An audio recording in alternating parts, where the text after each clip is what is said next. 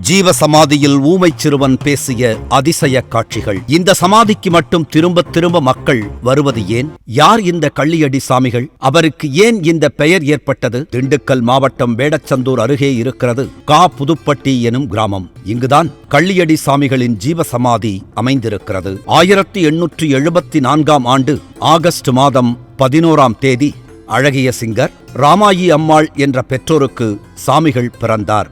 சாமிகளுக்கு பெற்றோர் இட்ட பெயர் சபாபதி என்பதாகும். திண்டுக்கல் மாவட்டம் வடமதுரை பகுதியானது இன்று செல்வந்தர்கள் வாழும் ஊராக மாறிவிட்டது. அதற்கு காரணம் சபாபதி சாமிகள் என்கிறார்கள். இந்த ஊருக்கு வாழ வரும் மக்கள் செல்வந்தர்களாக மாறுவார்கள் என சாமிகள் அன்றே வாழ்த்தியிருந்தார். சாமிகள் சென்ற இடத்திலெல்லாம் மக்களின் பயன்பாட்டுக்காக கிணறு ஏற்படுத்தி கொடுப்பதை வழக்கமாக வைத்திருந்தார். சாமிகளின் ஜீவசமாதி அமைந்திருக்கும் புதுப்பட்டியில் கூட ஒரு கிணறு இருக்கிறது. கள்ளியடி சாமிகளை சந்திக்கும் மக்கள் எல்லாம், ஐயா, நீங்கள் எங்கள் ஊருக்கு வர வேண்டும் என கோரிக்கை வைத்தார்கள்.